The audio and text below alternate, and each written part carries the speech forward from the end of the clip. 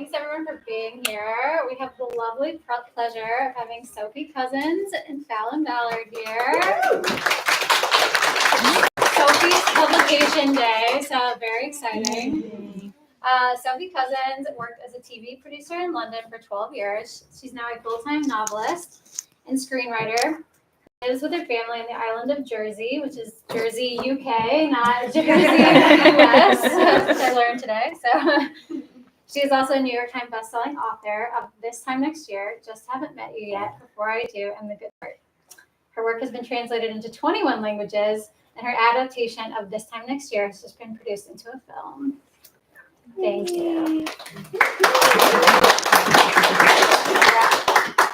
And Falon Ballard is the author of several rom-coms, including the upcoming novel Change of Heart. She is the co-host of Happy to Meet Cute podcast. When she's not writing a romance book, reading a romance book, or talking about romance books, you can probably find her at Disneyland. Awesome. Thank you guys so much. We'll let you guys take it away for a few minutes, and then we should have some time for Q&A, and then we'll have plenty of books to buy and sign and go from there. Great, thank you.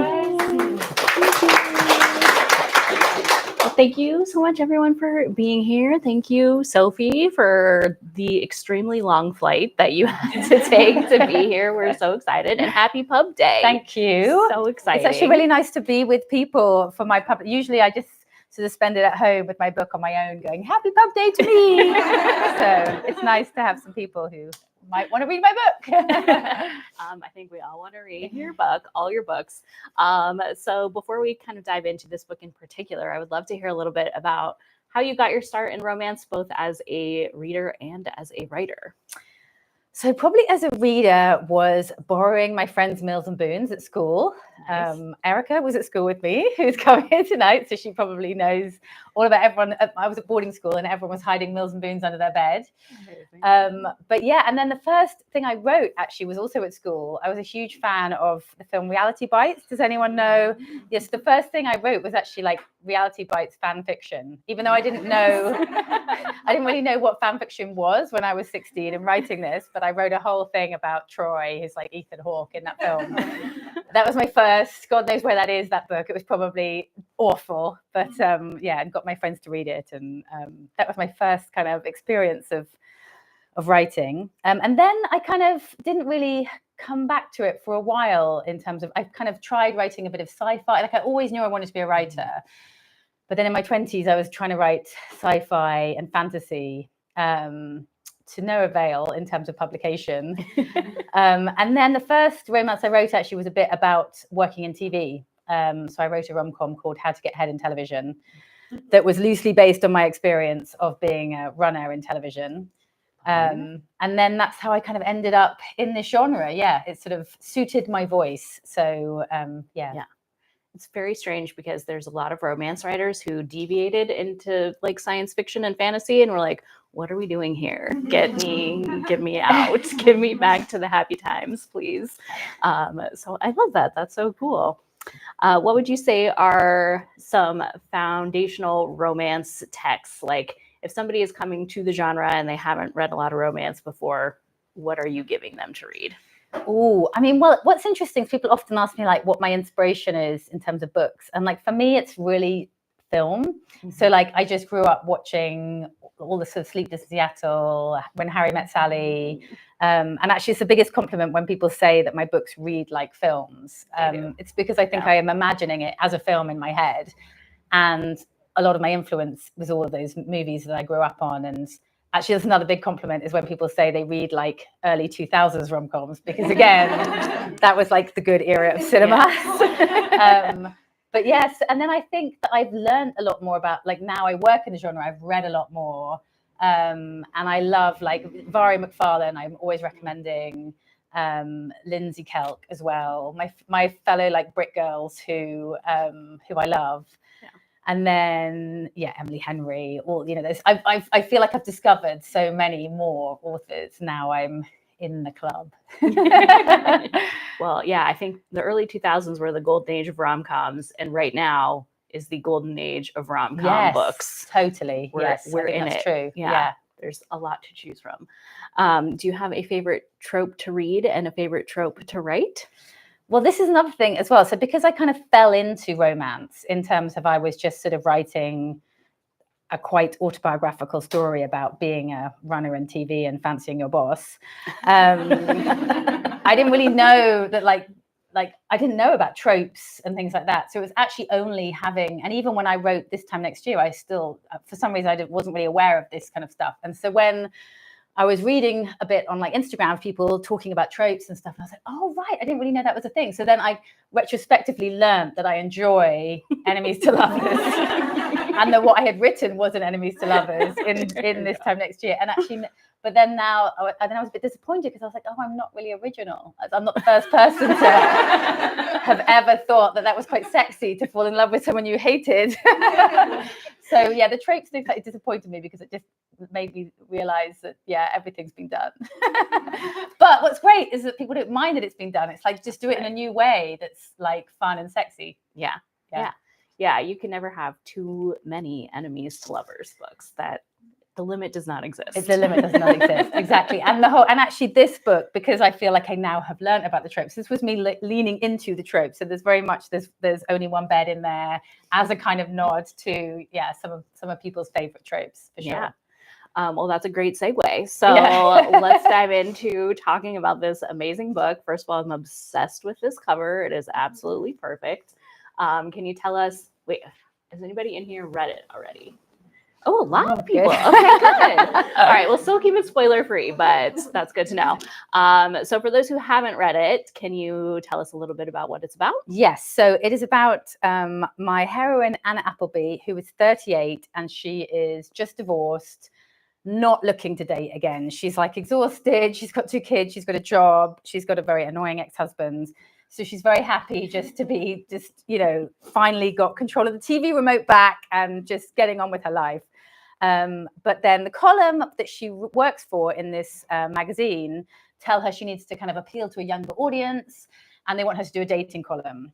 And so she reluctantly decides to like get back out there and hates online dating. And so ends up pitching the idea that her kids are going to choose her dates for her.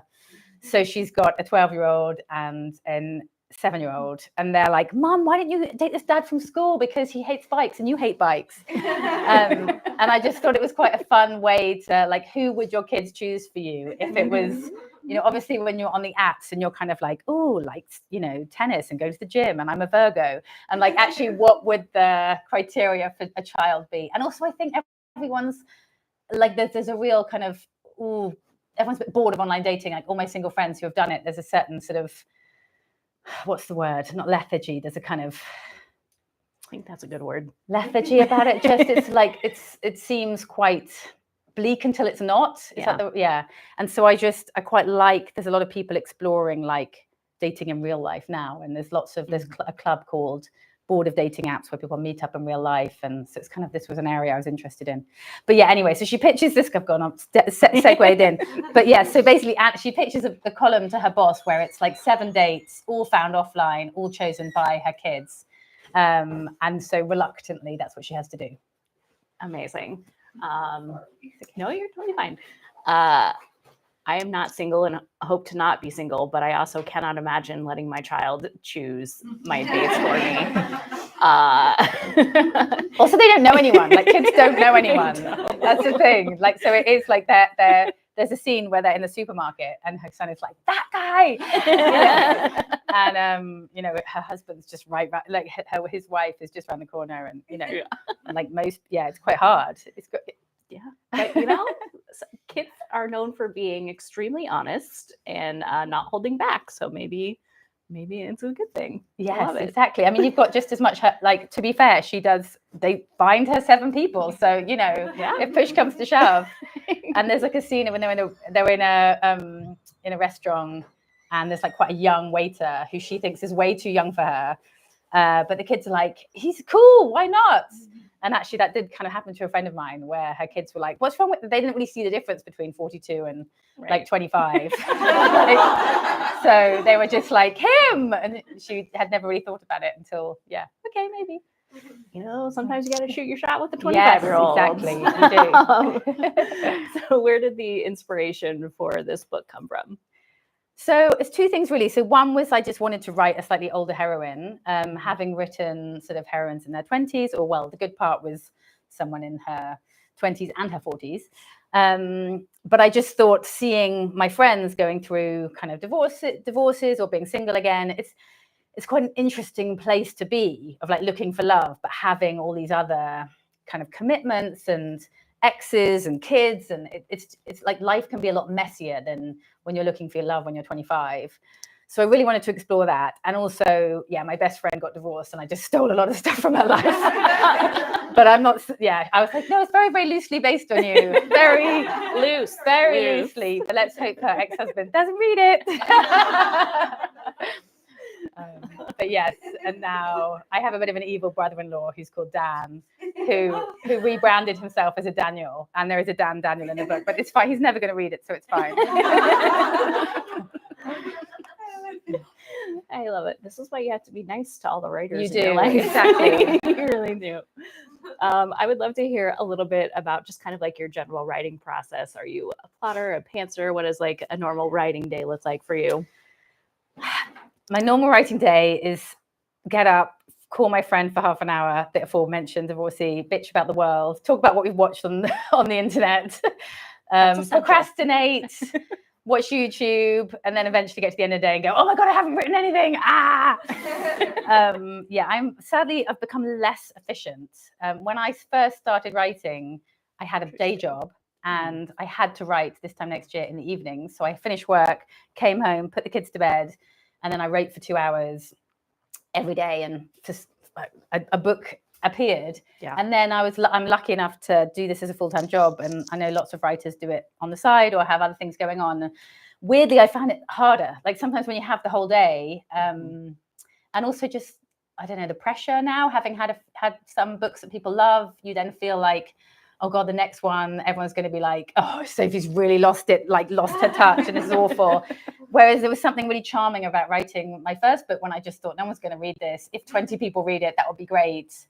So I don't know, all authors have these imposter syndrome, and you can't win, like basically there's no perfect moment where you're like, oh, this is lovely, and if people like it, great, and if they don't like it. So but with this one, I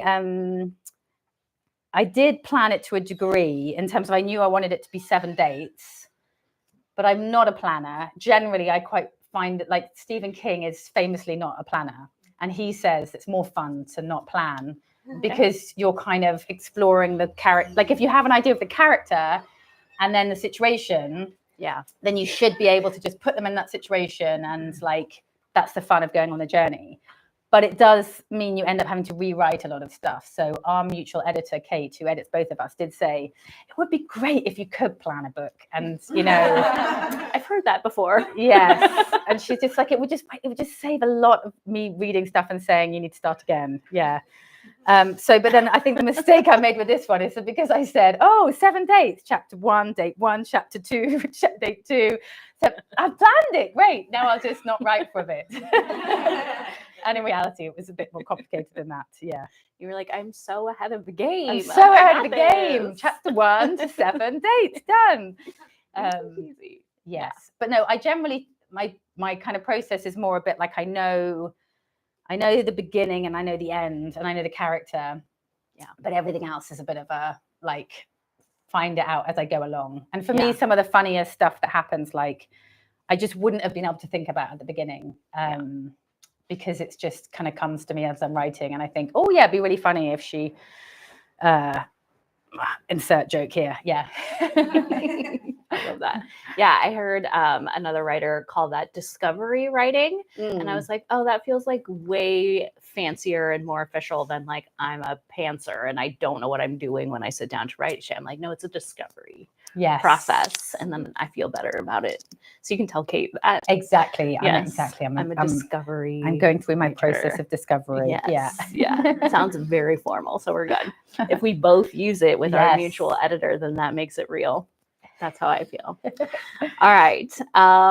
So as Anna is kind of going through her journey in this book, she's really focusing on pushing herself out of her comfort zone. So I would love to hear about a time when you pushed yourself out of your comfort zone. Yeah, so I was thinking about this question and thinking, oh my God, I'm not someone who goes out of their comfort zone. And then I was about to have an existential crisis and be like, oh, I failed as a human being.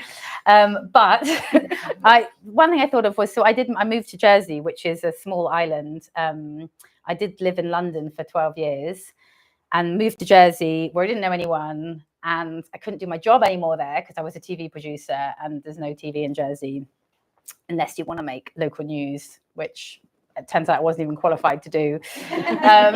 So I had to kind of think again career-wise, and actually in your kind of mid to late 30s, like having had all my experience that I'd built up in TV, kind of suddenly be back to square one was quite scary. And I went and ended up working for an arts charity for a little bit, but ultimately what it pushed me to do is have another go at the writing, which I'd always wanted to do. And I'd kind of been very busy being a TV producer. So actually by having to start again and living somewhere where they didn't do my job, it was quite a good opportunity to kind of make myself go, right, if I'm ever going to be a writer, this is the time. Let's try and finish a manuscript. Yeah.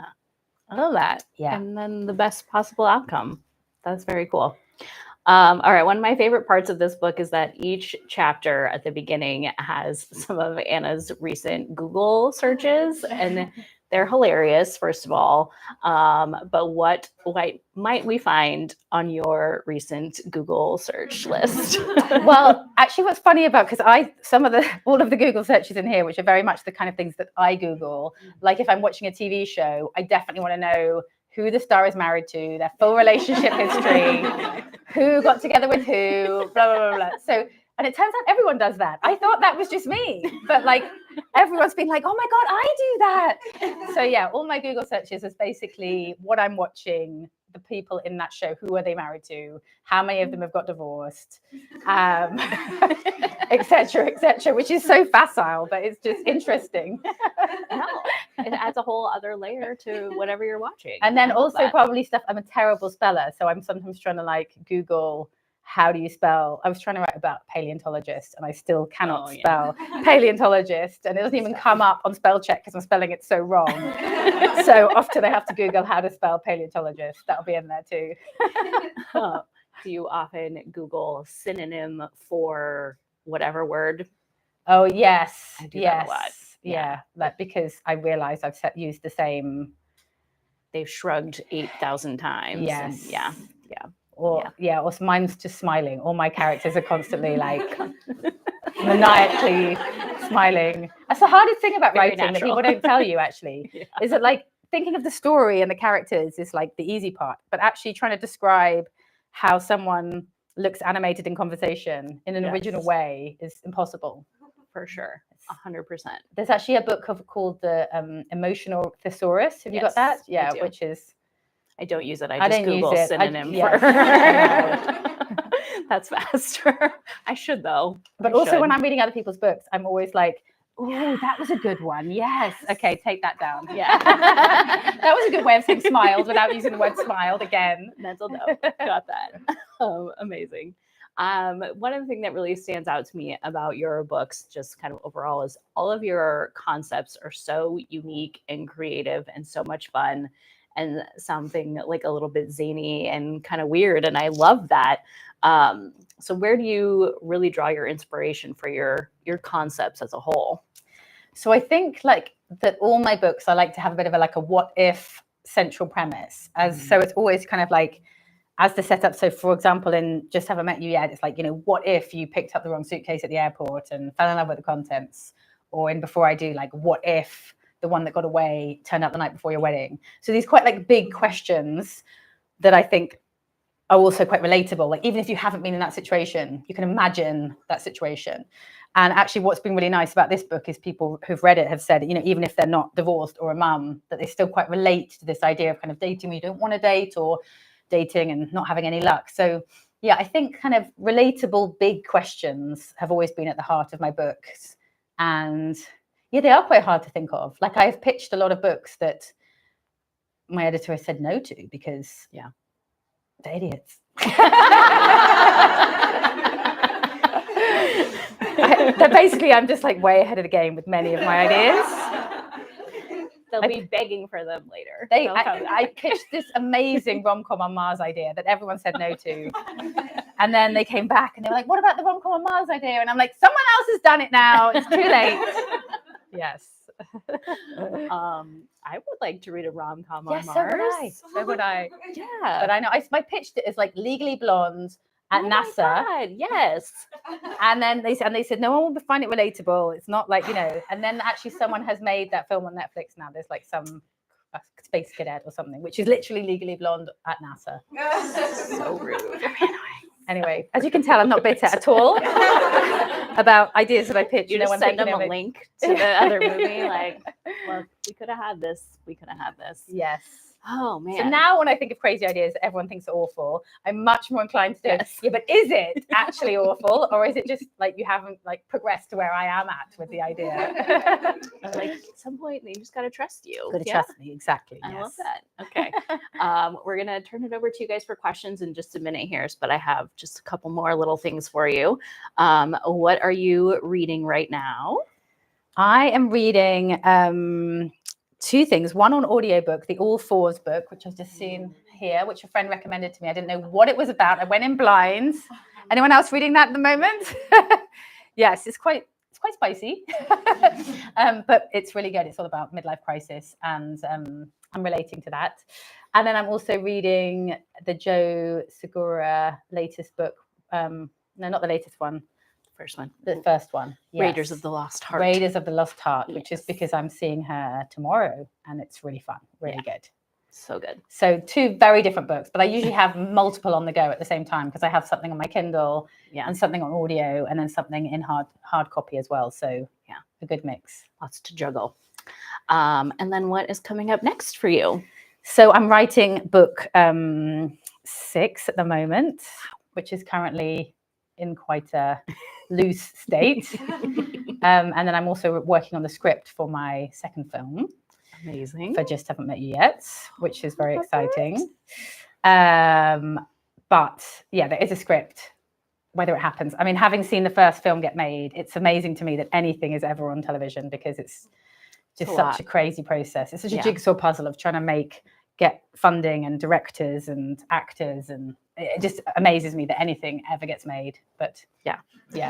All right. Well, since you brought it up, do you have an ideal cast for that? When it happens, who's your dream? My dream cast would actually be, I can never remember her name, but has anyone seen My Lady Jane? Yes. So yes, her. She would be amazing. Kind of look like her. You do actually, yes. And she's just, but now she's gone in the Emily Henry film. Yeah. She's probably now going to be like too super big, famous. Super famous. But yeah, she would be the dream. And then next to Henry Cavill is Ted, I reckon. He lives in Jersey. I mean, you never know. He lives in Jersey, yes. Well, he's from Jersey. I don't think he lives there now, but he's from Jersey. So he's a real, you got a connection. Jersey character. Yes. Okay. Exactly. You never know. Like you could make that happen. I feel like I could make it happen. Okay. Even though Henry Cavill is referenced in the book, so it would be quite meta. Because that would actually be really because funny. They talk about how Henry Cavill's the only famous person in Jersey. Yeah. And if it was Henry, I think that would be hilarious. You might not think so. And not change it. Not change it. Yeah. No, exactly. That would be amazing. Okay. Well, I'm manifesting that for all of us. A gift. Okay. All right, we're going to turn it over to you guys for some questions and to give you a little incentive. If you're one of the first people to be brave, you get a little token. I bought some pencils with quotes from the book. So there you go. So cute from longhand pencils. Askers. There you go. All right, so who's going to be brave? Yeah. Hi. I already told you how much I love your writing. Oh, thank you. Yeah. Thank you. What I love about your writing mainly is that your MCs deal with very heavy topics, but I'm never sad reading your book. How do you get that balance? I don't know. Oh, thank you. Yeah, I think that what makes any love story kind of relatable to people is if people's lives are kind of complex and that they're dealing with sort of real issues, whatever it may be, like sort of family grief or breakup or any kind of personal drama. And so I think that to have the love be kind of satisfying and believable, I think to have the picture of what's kind of going on in someone's life that's challenging is also always going to just kind of deepen the story. So yeah, I always try and think of like, what is my character dealing with that's almost like a barrier to, because I think if someone was happy and content and everything was great, you wouldn't be rooting for them so much either, because you'd just be thinking, oh, well, like their life's so great, like lucky them, they fall in love. But it is a really hard thing, I think, to get the right balance, to make it not too, because, you know, some of the stuff like in Just Haven't Met You, sorry, in This Time Next Year, you know, Quinn's going through some like serious stuff with his mum who's agoraphobic and doesn't leave the house, and it's all quite traumatic. But I think it's just the balance of sort of how much it's referenced. So you get an idea of how it's impacting on the character, but without going into too much detail. But yeah, it's a hard one. And I know also there's lots of themes of grief that can be quite sort of upsetting to people, and they're reading these books as escapism, and they don't want to be reminded of, you know, like cancer or child bereavement or anything. So it is quite difficult to get that balance right. I don't know if you find the same challenge, kind of getting that sort of. Yeah, it's tough. But I think that even in our real lives, a lot of times we turn to humor to help us cope with those situations. And, you know, like I'm the kind of person where in a very dark situation, I'm going to try to laugh and make somebody else laugh because I'm awkward like that. Yes. So I think that that's a normal way to handle it. Also, I think people who said like that they like reading my books because they'll be laughing and crying in the same chapter. I'm like, okay, now I've done my job, then that's good. Yeah. Yeah. So when you tell an author that they made you cry, that's like a compliment. Yes. Yeah. So that's good. All right. Anybody else have questions? Yeah. Since you mentioned screenwriting in addition to writing, how are you basing your decisions on? Is this going to be a book? Is this going, or you're just tossing them over? And so basically, when you've had a book published, then hopefully someone might option your book, and so I'm just kind of adapting the ones that have been optioned. And I sort of said that I'd like to write the script because I'm used to working TV and I am interested in it. So I just have been learning along the way, really. So yeah, I've written This Time Next Year, Just Haven't Met You Yet, and Before I Do, as well as scripts. But they're all in like, you know, different stages of development and whether they actually happen. Can I ask a bonus question? Do you have any method, like intuitive methods that you use, like when you're trying to come up with your ideas? And I'm just curious of processes that. I mean, often procrastinating. Often going for a walk is really helpful, actually, because sometimes sitting at your desk, like people sort of talk about going on plot walks, and Jersey's full of like lovely cliffs and things. So going on cliff walks, trying to think. But actually, I think now that I'm trying to do a book a year, what's quite difficult is that I'll just be immersed in a book and then finish, and then my editors will say, "Oh, what's next?" And I think if I haven't had enough mulling time, you know, because actually it's always the case that you just happen to be doing something else, and then something will flip into your mind and you weren't even trying to think of anything. So yeah, it's really hard because it's almost like a problem. If you're staring at it too hard, then you can't solve it. And it's the same with ideas, I think, sometimes. Yeah. Yeah, very true. There's one in the back over there. Yeah. I was going to ask if you find music at all inspirational when you're dropped in the writing. Oh, good question. So for my titles, for sure, yes. Sometimes I'm just like, oh yeah, that would be a good title, because then I can make a little song on Instagram to go with it. And also apparently people like song type of titles because they're more likely to get stuck in your head when you see the cover. Though I'm actually told that this is too old a reference for most people. No, who knows the song? Oh. Yes, everyone does it. Okay, fine. But yeah. So do you like it? I think so. Yeah. Yes. But yeah. So in terms of music, I don't really listen to music when I'm writing. Mainly because I would just be listening to Taylor Swift on repeat because that's on my playlist because it's my daughter's favorite. And then I would just be getting distracted rather than being inspired. But yeah. Yeah. Now that you've written 5 books, what's something that you've learned along the way that you wish you know when you wrote your first book? Oh, that's a good question. Annoyingly, it doesn't get any easier, actually, which is maybe I wouldn't want to tell myself that, but no, it does. It kind of strange. You think you're going to be better. You think you're going to find it easier because I have definitely improved as a writer and I kind of know a little bit more about story and character development now, but it's almost the more you know, the harder it gets, because you also have sort of seen other people do it better, and you've read more and you've done more, and so it's just sort of the benchmark kind of keeps on moving higher and higher. So yeah, I don't know what I would tell myself.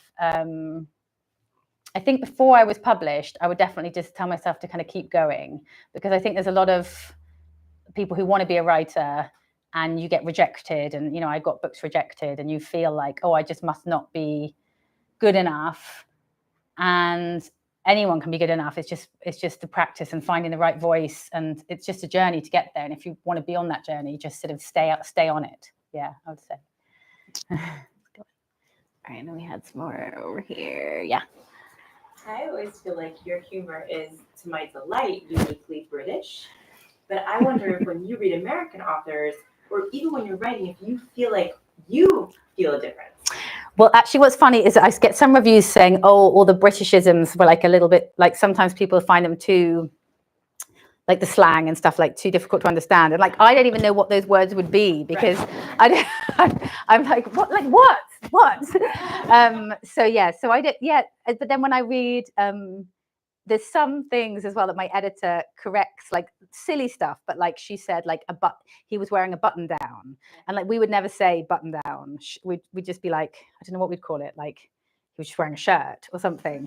And so I feel like I've learned a lot of like American like descriptive terms and stuff as well, and also like snark is not really a very like British word either, but like characters being like snarky. So yeah, I quite like learning all the kind of Americanisms that you didn't even know were Americanisms until, but yeah, but it's also nice to feel like you can lean into some of that. Like this has got lots of like Jane Austen references and kind of very, very British location. And that's quite fun. I think maybe American readers quite like reading a different town and different world, and different people. So yeah, so it's always fun. Yeah. Out of all your books, has there been one that like came the easiest to you, or the characters? The good part, definitely, because I think I had there's some books that just sort of appear fully formed in your head, and I was watching Big and I was like, oh my God, I want to do this, but for someone who's married, and like the difference between being a young adult and like a more kind of middle-aged adult. It was just such a fully formed idea instantly, and I was so excited about it. And I just knew that, and it was also very autobiographical in terms of like a girl who worked in TV and lived in London and didn't have any money. That was literally me. And feeling like, oh God, how long am I going to have to do this for? And like, I don't have money for the bus fare, and is it all worth it? And so, yeah, that book I felt like it was easier to write because I knew exactly what it was as soon as I thought of it. Whereas other books sometimes take a little bit more finding, and you think it's going somewhere and then it doesn't, and you have to like rewrite it all. Like before I Do was on sort of 5 different timelines, which was really hard. I'm not doing that again. But yeah, so sometimes you don't know the challenges until you get there. But sometimes, yeah, like the good part was just is always going to be like a very special book for me, because it just kind of landed fully formed. Yeah. Anybody else? Yeah, over here. Opposite of that question, out of all the books that you wrote, what was the most challenging for you, and why? Yeah, so probably Before I Do, because I had this idea that I wanted it to be all these different timelines where you saw the journey of a character, and then all these flashbacks kind of explained why she was like she was. But trying to get that all to line up, and the pacing of it all, I ended up actually taking the whole thing apart and then chapter by chapter, like stitching it back together again. So it was a really laborious process, but actually I think it's my best book in terms of like the writing and the characters. So I think sometimes that work pays off, like if you have to completely deconstruct something. So yeah. You like found yourself like, as the timelines built out, it became more challenging to like hold on to each. Yeah, but I think because it was so difficult when you're jumping around so much, and you don't want the character to ever feel like, oh, I don't want to learn about this, I want to be back to the present day. This is kind of I think that's always the danger with flashback books, is that one of the timelines people are going to get more bored of or feel sort of, oh, I want to be back there. And so I think to try and stop that from happening, everything, I hope, was quite tight. Like, I just had to like make sure everything that was there really earned its place, and that those chapters of flashbacks were really condensed. And so I maybe spent more time on working and editing that book than I did on any other ones, because it was problematic in the first stages. But yeah, I think sometimes when an edit comes back and your editor says, oh yeah, it's good, then you end up you're like, oh great, but you also don't do that kind of really fine tuning in the same way that a disaster book does. Wait, has your editor actually said that to you? I mean, have to get that one. Yeah, over here. I guess on an edit note, has there ever been a time when you really pushed back against editorial feedback and like stuck to your guns? Yes, but I've usually been wrong. So I think in this, there's something in this book where, like, spoiler, a pet dies, and my editor said, don't kill a pet. Everyone hates it when pets die. And everyone hates it. Everyone hates it. Everyone's emailed me about it and said, why'd you kill the pet? And it's just real life, people. Pets die, okay? But yeah, she was just like, people don't like it. Don't do it. And she was right. So there's been lots of things like that, yeah. So I'm trying to figure out how I want to phrase this, but I know there have been times in the past where I've written like essays or things like that. For example, there's times where I'm sitting there going, I don't know what I want to put here. So I'll put like a filler word or a filler phrase. Do you have any like filler words or filler phrases that you use regularly? Ooh.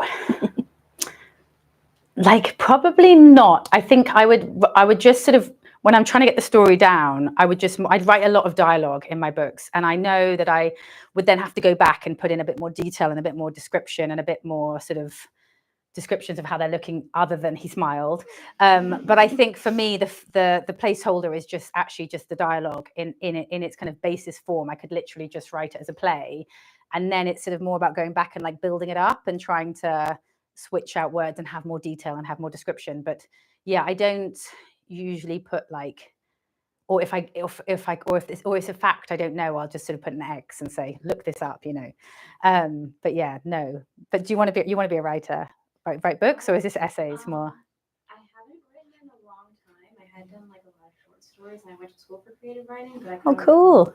away from all of that.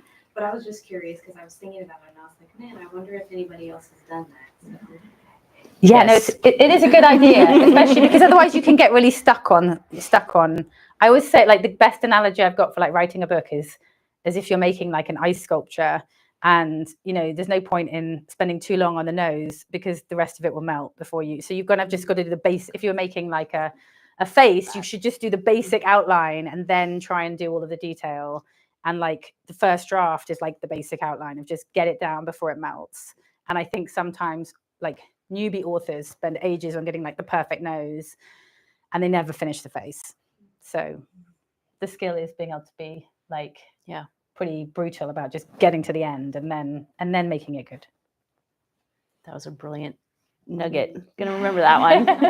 Yeah. I know you've been, writing your books like into scripts, so you've probably been reading a fair amount of your old work. But how do you feel about it when you read your previous books? Like, what is the feeling that you get? And do you ever listen to the second part of my question is, do you listen to your audiobooks? Because I think I've read both of your books like as audiobooks and as like the books. And have you done that? And how do you feel about it? Yeah, so actually I haven't really gone back and read so much because I remember the story enough to write the script. But actually I was talking to a director who had read it and was saying, oh, but you didn't put this in. And then I suddenly was like, oh yeah, I'd forgotten about that. Damn, maybe I should have reread the book. But the audiobook, because I haven't heard them before, and it's like so I just got the new one that Kerry is the narrator, Kerry Gilbert, she did the good part, and I think she wasn't going to be available, and then I really persuaded her to do this one because she did such a good job.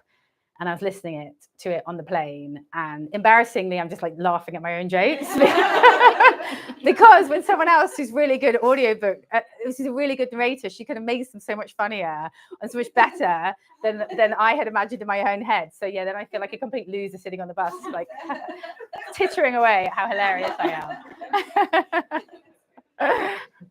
I love that for you. All right. Anybody else have questions? Sorry, I ignored this side of the room. Did anybody over here have questions? Okay. Yeah, good. Okay. Thank you we're all for ready coming to- out on a Tuesday Yeah. night. I really appreciate it as well. Yes. So yeah.